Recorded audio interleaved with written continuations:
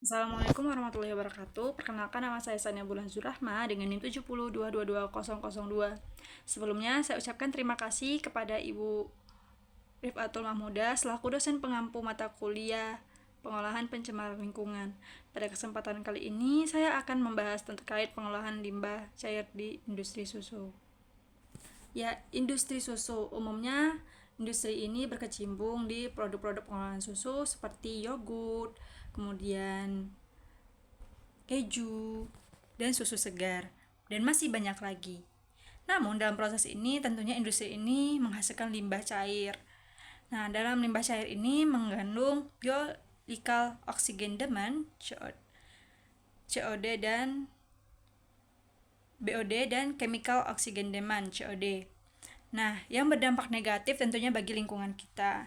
Selain itu, limbah ini juga mengandung kandungan senyawa organik seperti protein, lipid, karbohidrat, kemudian juga lemak minyak tersuspensi. Sehingga perlu lebih lanjut untuk penanganan limbah ini sendiri. Untuk penanganan limbah ini sendiri, itu didasarkan karena 0,2 sampai 10 liter per liter susu olahan itu meningkat volumenya limbahnya daripada produknya, sehingga limbahnya ini lebih banyak daripada produk yang dihasilkan, sehingga perlunya treatment atau pengolahan lebih lanjut terkait limbah ini. Salah satunya yaitu secara biologis, yaitu biological treatment.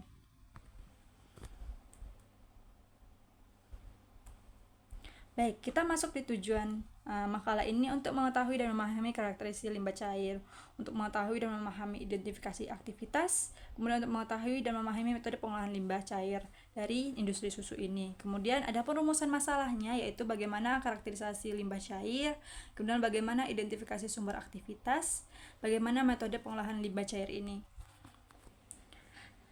Nah, limbah cair ini umumnya berbentuk cair, tapi dia memiliki endapan jika kita diamkan. Nah, nanti dia akan membentuk dua fasa. Karena 0,2 sampai 10 liternya itu berbentuk cairan. Nah, dia itu mengandung BOD dan COD, yang bahan organik yang berbeda tergantung produk yang mereka produksi. Kemudian dia juga memiliki kandungan senyawa organik pada limbah ini, itu protein, karbohidrat, lipid, serta padatan tersuspensi dan lemak tersuspensi konsentrasi yang tinggi. Air limbah cair ini berasal dari air pengolahan, air limbah pembersih, limbah sanitasi pada tahap-tahapan proses pembuatan produk olahan susu, yang biasanya langsung dibuang ke selokan atau dibuang ke sungai. Jadi untuk penanganan ini, karena ada kandungan BOD dan COD-nya, kita perlu penanganan lebih lanjut. Nah, salah satunya yaitu dengan cara biological treatment dengan cara anaerobik.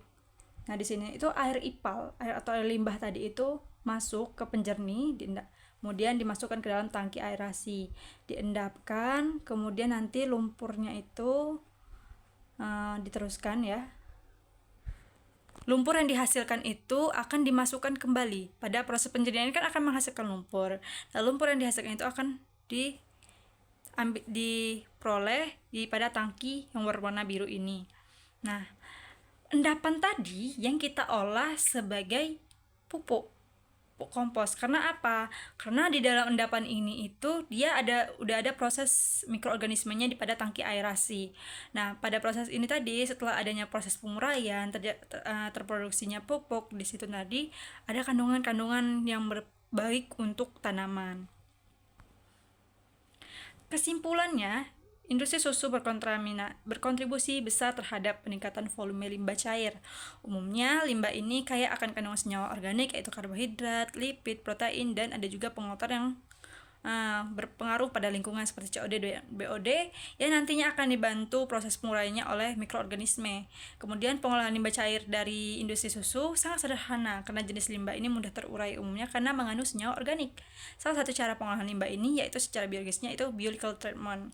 Cara ini dilakukan secara biodegradasi aerob dan hemat biaya yang dibantu oleh mikroba tadi.